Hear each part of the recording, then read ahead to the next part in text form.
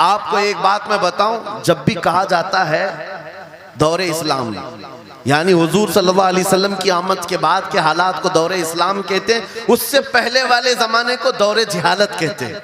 जबकि इस्लाम का अपोजिट तो कुफ्र होना चाहिए, कुफ्र होना चाहिए। ये दौरे इस्लाम है और इससे पहले दौरे कुफ्र था। नहीं, दौरे इस्लाम से पहले वाले दौर को दौरे जिहालत कहते हैं, इसलिए कि बताना है इस्लाम और जिहालत दो अपोजिट चीजें हैं, दो अपोजिट चीजें हैं। जाहिल हो और मुसलमान हो उसे ज़ेब नहीं देता।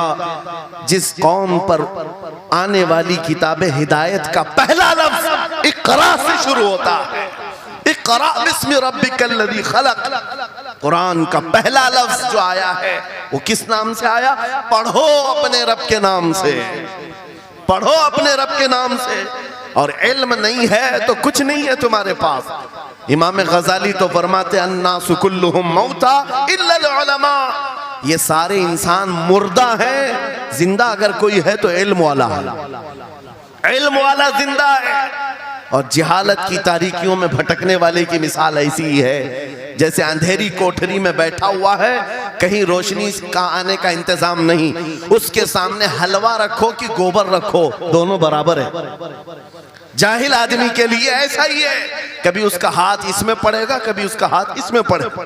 जब नजर नहीं आ रहा है तो हलवा को गोबर समझकर खा लेगा और कभी गोबर को हलवा समझ के खा लेगा, गलाजत उसके लिए बराबर हो जाएगी। लेकिन इल्म को कहा गया अल इल्मु नूरुन, इल्म रोशनी है। जिसके पास इल्म आता है वो तमीज सीख जाता है, उसके पास अखलाक आ जाते हैं, वो हलाल और हराम के फर्क को समझने लगता है, बुरे और अच्छे के दरमियान फर्क मालूम होने लगता है। इसीलिए मेरे अजीजों, मुझे बड़ा गर्व है और फख्र है, हमारी खानकाह से ये आवाज आती है आधी रोटी खाएंगे और बच्चों को पढ़ाएंगे। बेशक, क्यों? बेशक। उस अजीम खानकाह से ये आवाज दी गई, क्यों? सिर्फ इसलिए नहीं कि तुम बड़े होकर के डॉक्टर बनोगे, इंजीनियर बनोगे। लोगों की नजर में अब बात यही रह गई है, पढ़ा इसलिए जाता है कि डॉक्टर बनना, इंजीनियर बनना है और कमाना है, बहुत कमाना है। इल्म जो है आज कमर्शियल बना लिया गया। इल्म इसलिए नहीं, इल्म इसलिए हासिल किया जाता है कि बंदा खुदा को पहचाने, बंदा अपनी हकीकत को पहचाने, जिंदगी गुजारने के उस्लूब उसे मालूम हो जाए। इल्म इसलिए सिखाया जाता है। बहुत सारे लोग सिर्फ नौकरी के लिए समझते हैं कि इल्म हासिल करना चाहिए, नौकरी के लिए नहीं, अपने अखलाक को बुलंद करने के लिए इल्म आना बहुत जरूरी है। मेरे अजीजों, कुरान अज़ीम वो हिदायत की किताब तुम्हारे पास आई, इस कौम के लिए अलमिया नहीं है तो और क्या है, जो किताब उलूम का जखीरा है। आज दुनिया उस किताब पर रिसर्च कर करके नए इल्म और फनून हासिल कर रही है। उस किताब को तो हम मुर्दों पर पढ़ने के लिए रखे हैं। वो कुरान अज़ीम जो हिदायत की किताब और सारे उलूम का सर चश्मा है, उस किताब को कहाँ पढ़ते हैं? मैयतों पर। किसी का इंतकाल हो गया तो तीजे में पढ़ेंगे, चहलुम में पढ़ेंगे, नवे में, 20वें में पढ़ेंगे। वो ईसाले सवाब के लिए सिर्फ रखा गया। और उससे थोड़ा आगे बढ़ गए तो कसम खाने के लिए कुरान। आओ चलो हम कसम खाते कुरान पे हाथ रख करके, कुरान पे हाथ रख के। मियाँ क्या कुरान कसम खाने की किताब है? कुरान की वो आयत मैंने सबसे पहले पढ़ी, अल्लाह फरमाता ज़ालिकल किताबु ला रैब फीही, ये वो किताब है जिसमें शक की गुंजाइश नहीं, और ये हिदायत है परहेजगारों के लिए। और कुरान में 3 जगह ये लफ्ज आया है, हुदल लिन्नास, हुदल लिल मुमिनीन, हुदल लिल मुत्तकीन। ये सारे इंसानों के लिए भी हिदायत है, ये सारे ईमान वालों के लिए भी हिदायत है और परहेजगारों के लिए भी हिदायत है। सब हिदायत अलग अलग अंदाज से हासिल करते हैं।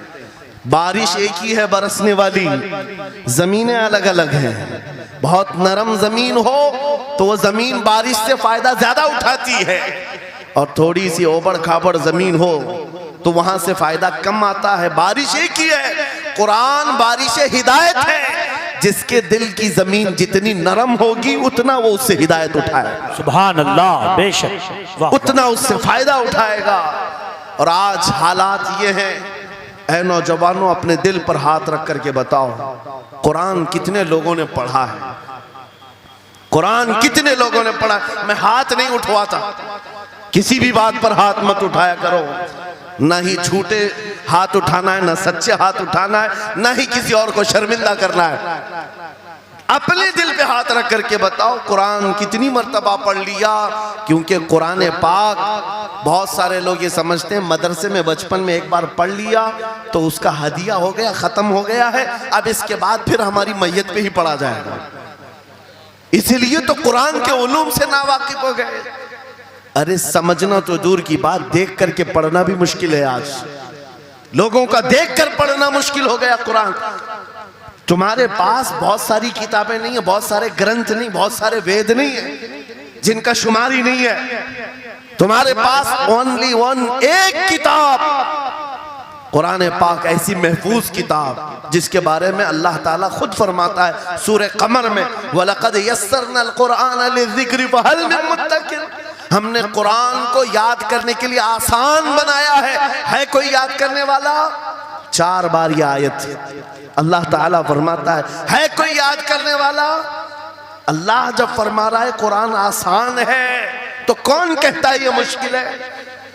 हमने खुद अपने हाथों तबाही को दावत दी है। दर्स कुरान को अगर हमने न भुलाया होता, ये जमाने ने जमाना न दिखाया होता, वो जमाने में मुअज़्ज़ज़ थे। मुसलमान होकर आज हम खार हुए हैं, तारीके कुरान होकर आज हम छोड़े बैठे हुए हैं। कुरान अजीम को छोड़कर बैठना कितनी बड़ी गुमराही है। आज हालात ऐसे आ गए कि कुरान को बदलने की बातें होने लग गई। क्यों? तुम उठाते ही नहीं। 26 आयतें निकाल दो, 25 आयतें निकाल दो, इसमें ये बातें, उसमें वो बातें हैं। मुसलमान को तो पता भी नहीं है कौन सी आयतों के बारे में ये वावेला मचाया जा रहा है। अरे तुम पढ़ो, तुम्हारे लिए कुरान आया है। ये जितनी भी कॉन्फ्रेंसें हैं, मैं समझता हूं इसके बदले हर जगह सुबह व शाम कुरान पढ़ने और पढ़ाने का इंतजाम हो जाए। इस तरह के हजारों जलसों से वो अफजल है। क्योंकि ये मैं नहीं कह रहा हूं, मेरे आका फरमाते हैं खैरुकुम मन तअल्लमल कुरान व अल्लमा। तुम में से सबसे बेहतरीन आदमी वो है जो कुरान सीखे और दूसरे को सिखाए। बेशक बेशक, सबसे बेहतरीन आदमी वो है कुरान को सीखे और दूसरे को सिखाए। आज नौजवानों के अंदर एक बड़ी तादाद मुझे देखने को मिलती है, उनको छोटी छोटी सूरतें भी नहीं मालूम, कुरान देख करके पढ़ना भी नहीं आता। बचपन में हमारे माँ बाप ने हमको सीने से लगा करके कुरान मदरसा भेजने की आदत डाली थी, और जब स्कूल जाते थे तो बस्ता पीछे लगा के जाते थे। पता होगा, स्कूल जाते हैं तो बस्ता पीछे रख के जाते हैं, और कुरान पढ़ने के लिए जाते हैं तो सीने से लगा के जाते हैं। यह हमेशा से एक रीत रिवाज चला, बुजुर्गों का डाला हुआ कि बेटा कुरान हमेशा आगे होगा। लेकिन शऊर आने के बाद तुमने कुरान को पीछे डाल दिया, पीछे को आगे कर दिया। कोई इल्म ऐसा नहीं जो कुरान में मौजूद नहीं, कोई इल्म ऐसा नहीं। वला रतबिन वला याबिसिन इल्ला फी किताबिन मुबीन। मेरा मौला फरमाता है कोई खुश्की और तरी की बात ऐसी नहीं जो हमने कुरान में ना बयान की।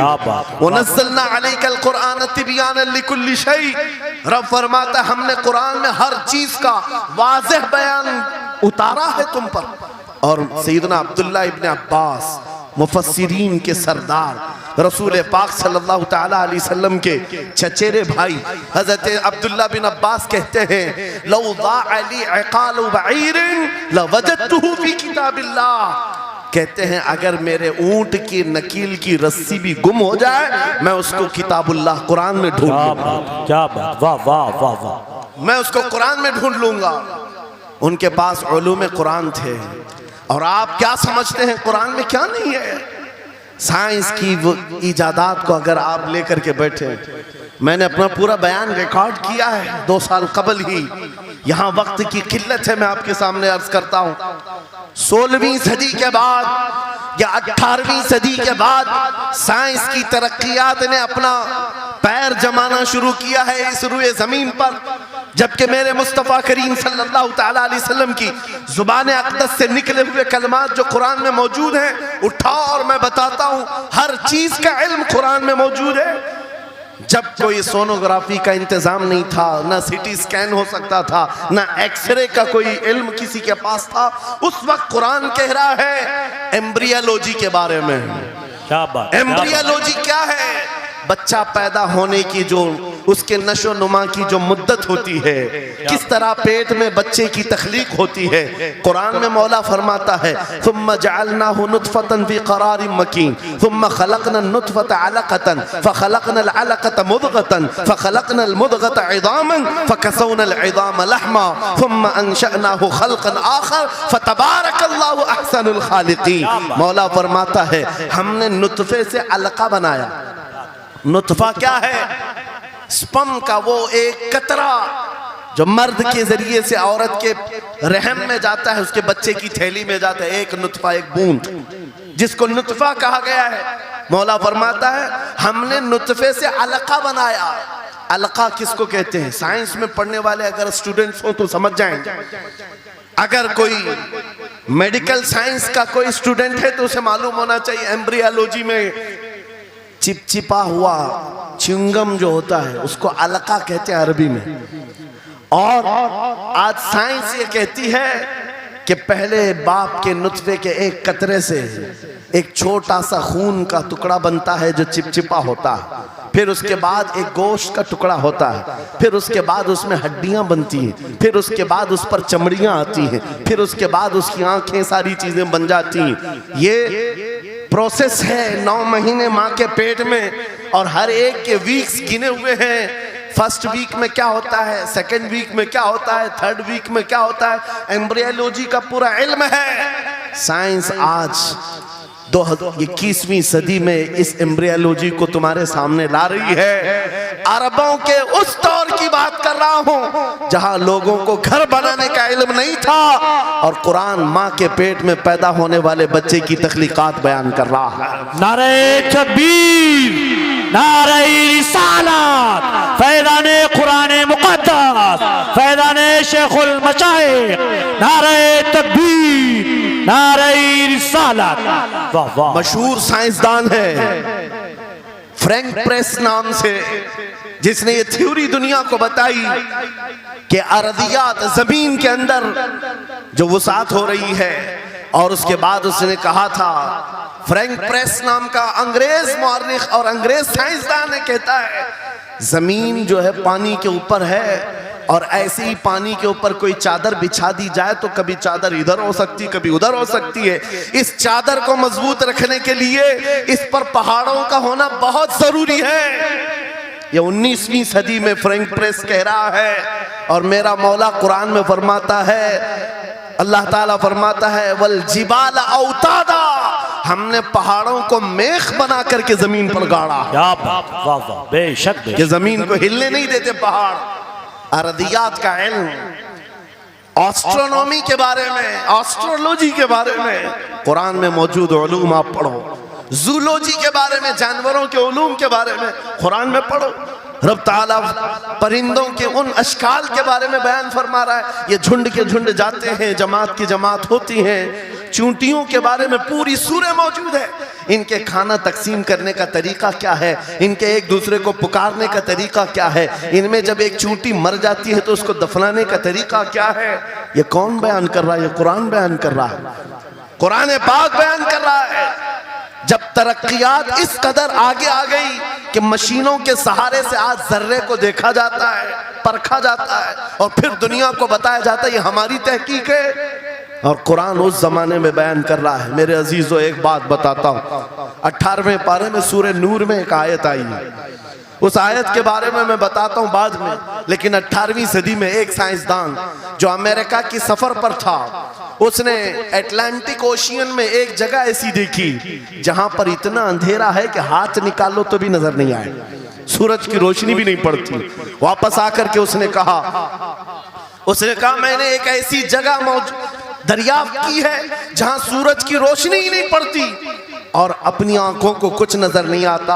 अगर हाथ निकाल करके देखो, समंदर के बीचों बीच अटलांटिक ओशियन, ये कोई तालाब का नाम नहीं है, ये लंबा सफर तय करके कोई एक जगह को ढूंढ लिया एक साइंसदान और आकर के दुनिया को बता रहा है मैंने एक ऐसी जगह मालूम की जहां पर खूब अंधेरा होता है, हाथ भी नजर नहीं आता। जब वो आकर के बताता है, एक आलिम रब्बानी ने कुरान की आयत पढ़ी। मौला कुरान में फरमाता है इज़ा अखरज यदहु लम यकद यराहा व मन लम यजअलिल्लाहु लहू नूरन फमा लहू मिन नूर।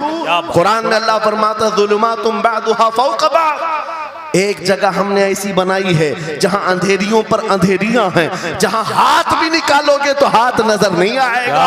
कुरान में 1400 साल पहले ये जब बात आई उस साइंसदान को बताया गया, ये तो अल्लाह ने कुरान में बयान किया है। अब और ताज्जुब की बात क्या है सुनो। वो आया साइंटिस्ट, कहा ये किसकी बयान की हुई किताब है?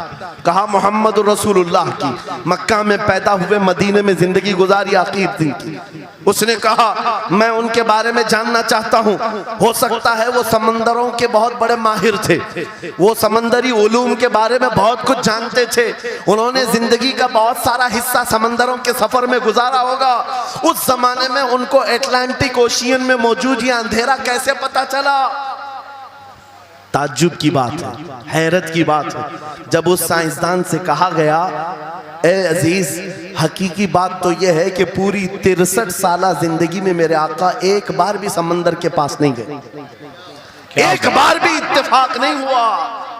तब वो कहता है जो बंदा कभी समंदर के सफर पर गया ही नहीं और वो अटलांटिक ओशियन में मौजूद अंधेरियों की बात करता है तो फिर ये अपने पेट से नहीं, ये अल्लाह की बात कर रहा है। क्या बात, बेशक बेशक, ये खालिक़े समंदर की बात कर रहा है जिसने वो अंधेरियां पैदा की। मेरे अजीजों, आपसे मेरा खिताब इसलिए है कि जो ज़ख़ीरे अल्लाह ताला ने हमारी किताब मुक़द्दस में रखे हैं, इसको हल करते करते लोगों के बाल सफ़ेद हो गए और तुम तो अखलाक सीखने के लिए ऐसे लोगों के पास जाते हो जिनको पेशाब करने का तरीका नहीं मालूम। क्या बात, बेशक। कुरान के उलूम क्या कम है तुम्हारे पास?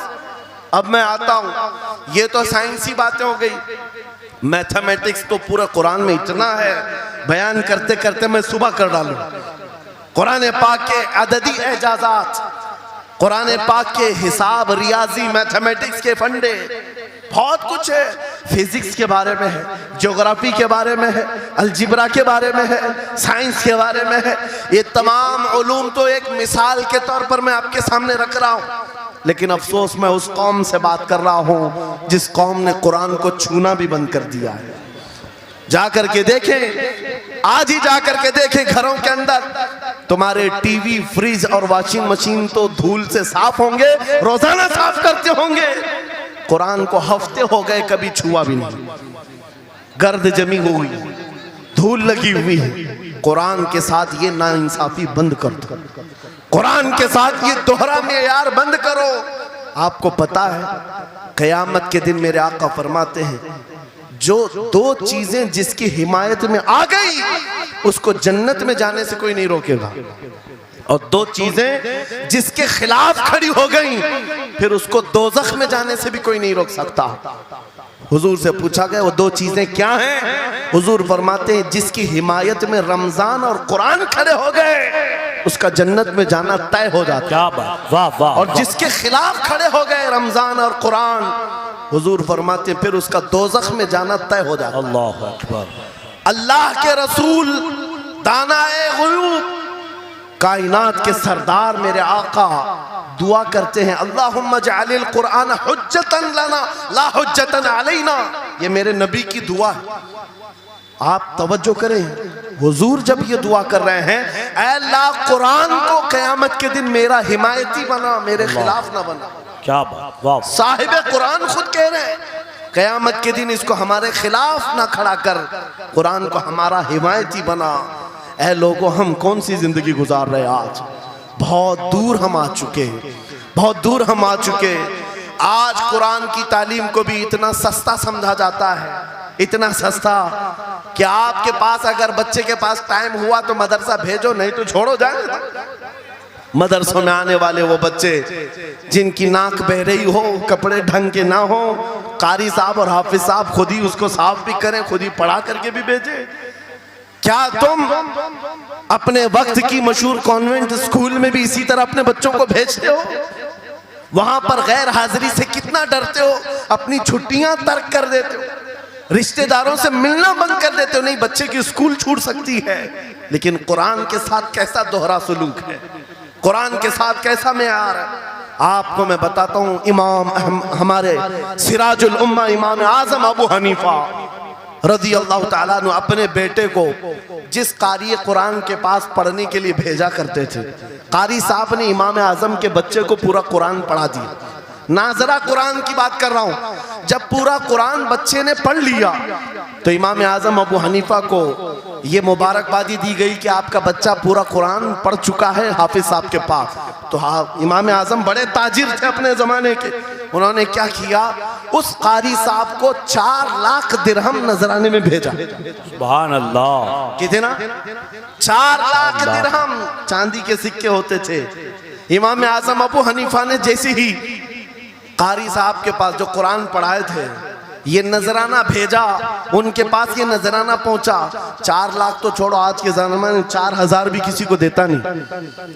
हाफिज कुरान अगर किसी बच्चे को पढ़ाया है, और मैं मांग भी नहीं रहा हूं कौम से, इमाम आजम की बात बता रहा हूं। जब नजराना कारी साहब को पहुंचा, उन्होंने देखा 4 लाख दिरहम मेरे पास आए, इतनी बड़ी रकम, बच्चे को खाली कुरान ही पढ़ाया था। दौड़े दौड़े वापस इमाम आजम अबू हनीफा के दौलत कदे पर आ गए। घर पर आए, कहा हुजूर आपसे मैं ये पूछना चाहता हूँ, कहीं गलती से तो ये रकम मेरे पास नहीं आ गई, ये किस लिए दी गई है? कहा कि ये तो आपने कुरान बच्चे को पढ़ाया, मैंने हदियतन भेजा है। कहा हुजूर सिर्फ नाजरा कुरान ही तो पढ़ाया, इतनी बड़ी रकम? इमाम आजम अबू हनीफा ने कहा कारी साहब आज चले जाओ, और अपने बेटे को बुलाया, इधर आ बेटा, कल से इस हाफिज के पास पढ़ने के लिए तू हरगिज नहीं जाएगा, कल से इसके पास तू इल्म हासिल करने नहीं जाएगा। बच्चे ने पूछा हुजूर क्या हो गया? कहा जो बंदा मेरे 4 लाख दिरहम को कुरान से बड़ा समझता है, मैं उसके पास अपने बेटे को नहीं पढ़ा सकता। वाह, मैंने तो कुरान का एक हर्फ की कीमत नहीं अदा की, उसने कुरान के ऊपर मेरी रकम को समझ लिया। आज हमने कुरान को कहां समझ लिया है? वो इमाम आजम अबू हनीफा फरमाते हैं, जो कुरान से ज्यादा माल को अहमियत देता है उसके पास बच्चों को पढ़ाओ भी मत, ना पढ़ाओ। अजीज़ा ने गिरामी वक़ार, हमारा ये दोहरा सलूक, हमारा ये दोहरा मेयार, कुरान के साथ जो हमारी नाइंसाफ़ी है, हमें अखलाकी पस्ती में लाकर खड़ा कर चुकी है, अखलाकी पस्ती में लाकर खड़ा कर चुकी है। अरे हम देख रहे हैं आयरा गैरा नत्तू खेरा हमें सिखाने आ रहा है, बढ़ाने आ रहा है कि तुम्हें डेवलपमेंट के बहुत सारी चीजें बताई जाती हैं कि तुम्हारी पर्सनालिटी डेवलपमेंट क्या होती है। अलीगढ़ वाले तो नौजवान बहुत सारे जो स्टूडेंट्स हैं जानते होंगे, बीए कर लिया, एमए कर लिया, बीकॉम कर लिया, या कुछ भी कर लिया, डिग्री हासिल कर लिया। बड़ी बड़ी कंपनियां आज पूछती हैं कि इसके पास पर्सनालिटी डेवलपमेंट है या नहीं। ये क्या है पर्सनालिटी डेवलपमेंट? कुछ बड़े बड़े शहरों के नौजवान हमारे पास आए थे, कहा हम कोर्स कर रहे हैं। कहा मैंने पूछा इसमें होता क्या है? कहा इसमें सिखाया जाता है बैठना कैसा है, लोगों से मिलना कैसे है, खाने के लिए बैठे तो चम्मच कहाँ रखना है, बर्तन कहाँ रखना है, लोगों से हैंडशेक कैसे करना है, ये सारी चीज़ें सिखाई जाती हैं। मैं नौजवानों से पूछा कि अच्छा कितने महीने का? कहा कहीं 6 महीने का, कहीं साल भर का। कहा अफसोस है उस कौम पर जिसका रसूल आया था ये कहते हुए, बुइस्तु लिउतम्मिम मकारिमल अखलाक, मैं सबसे बुलंद अखलाक सिखाने के लिए दुनिया में आया हूँ। उस रसूल की उम्मत आज ऐसे लोगों के पास अखलाक सीखने जा रही है जिसको हलाल और हराम की तमीज नहीं, जिसको खड़े होकर पेशाब करने में फख्र लगता हो, उसके पास तो ये अखलाक सीखने जा रहे हैं, पर्सनैलिटी डेवलपमेंट सीखने जा रहे हैं। और मैं तुम्हें बताता हूं कुरानी अखलाक क्या हैं। मौला करीम ने अपने हबीब को जो बयान किया है, सूरे लुकमान उठाओ, बाप अपने बेटे को नसीहत क्या क्या करता है, अगर 3 आयतें भी पढ़ लो तुम्हारी जिंदगी सुधर जाएगी। लुकमान हकीम अपने बेटे से कहते हैं, या बुनय्या अक़िमिस सलात वअमुर बिल मारूफ वन्हा अनिल मुनकर वस्बिर अला मा असाबक, ऐ बेटा नमाज पढ़ा कर, बुराइयों से बचा कर, अच्छाइयों की बात कर, जो मुसीबत आए उस पर सब्र कर। ये सिर्फ जुमले नहीं है, ये जुमले नहीं है, लुकमान हकीम ने अपने बेटे को जो डराया था, कुरान कहता है या बुनय्या इन्नहा इन तकु मिस्काल हब्बतिन मिन खरदलिन फतकुन फी सखरतिन औ फी समाई औ फिल अर्दी याति बिहल्लाह। आज हर बाप को चाहिए कि ये नसीहत अपने बेटे को करे। क्या बात, क्या हर बाप अपने बच्चे को ये बात बताए, सुनो क्या लुकमान कहते हैं, बेटा बुराई अगर तूने कर लिया, ये मत समझना कि मैं रात के अंधेरे में छुप कर लिया। आज तुम्हारे हाथ में मोबाइल गुनाहों का अड्डा बन करके आया है। सिर्फ एक टच स्क्रीन पर सारी दुनिया तुम्हारे सामने नंगी नाचती हुई नजर आती है। कितने नौजवानों ने अपने अखलाक का कत्ल कर लिया है, उनकी आंखें हया से नापाक हो गई हैं। कितने लोगों ने अपना नूर ईमान बेच दिया मोबाइल की स्क्रीन पर चलने वाली इन बेहया तस्वीरों पर। कितने तो फरेफ्ता हो गए, कितने जवानी बर्बाद कर चुके। तुम क्या समझते हो मेरे अजीजों, एक जवान ने मुझे बताया था, रात के वक्त मैं तन्हा मोबाइल लेकर बैठा था, अचानक पर्दा हिला तो डर लगा, जल्दी से स्क्रीन ऑफ किया, बैठा। मुझे लगा माँ आई होगी, बाप आया हो, कोई आया होगा, लेकिन कोई नहीं। पर्दा हिला, एक बिल्ली आई थी, इससे भी डर लग गया। मैंने कहा पर्दे के हिलने से इतना डर है कि कोई आ जाए, तेरा ईमान कहाँ गया? वो मौला कहता है यअलमु खाइनतल अयुनि वमा तुख्फी सुदूर। वो रब तुम्हारे दिलों में गुजरने वाले हालात को भी देख रहा है, बेशक तुम्हारी आंखों की खयानत को भी वो देख रहा है। जब तुम्हारा यकीन ही खत्म हो गया तो क्या करोगे? इसीलिए अरबी का मशहूर मकौला है इज़ा लम तस्तही फफ़अल मा शिअत वस्ना मा शिअत। जब तुम्हारे अंदर से हया निकल जाए तो जो चाहे करो, जो चाहे कर लो। आज लुकमान हकीम की वो बात मैं पेश कर रहा था, आयत मुकम्मल करता हूँ। बाप अपने बेटे से कहता है अगर बुराई कर लिया तूने, अगर बेहयाई हो गई, ये मत समझ के बहुत छुप करके किया। आज से 4000 साल पहले लुकमान हकीम कह रहे हैं अपने बेटे से, अगर बुराई तो आसमानों में जाकर करेगा, या पहाड़ के अंदर घुस कर करे, या जमीन के अंदर जाकर करे, कहीं पर भी कर ले। जबकि ये तीनों चीजें उनके जमाने में नहीं थी। न पहाड़ों के अंदर जाकर के करने का तसव्वुर, न जमीनों के अंदर जाने का, न आसमानों में उड़ने का तसव्वुर। ये सब आज के दौर में मुमकिन है। और लुकमान हकीम कहते हैं अगर तू इन सब जगहों पर जाकर कहीं पर भी करेगा, याति बिहल्लाह, अल्लाह वो तेरे सामने लेके आएगा। बेशक फमन यअमल मिस्काल ज़र्रतिन खैरन यरा वमन यअमल मिस्काल ज़र्रतिन शर्रन यरा। तुम अगर राई के दाने के बराबर भी नेकी करो, अल्लाह वो तुम्हें दिखाएगा। राई के दाने के बराबर भी बुराई करो, अल्लाह तुम्हें दिखाएगा। अखलाक सीखने के लिए दूसरी जगह जाते हो, अगर ये फार्मूला किसी को याद हो जाए, मैं कहता हूँ सारे सीसीटीवी कैमरे बंद हो जाए, इस बंदे को कोई बहका नहीं सकता जिसके दिल में सिर्फ इतना ख्याल है कि मेरा मौला मुझे देख रहा है, बेशक बेशक मेरा रब मुझे देख रहा है। उसकी निगरानी के लिए किसी कैमरे की जरूरत नहीं, किसी सीसीटीवी की जरूरत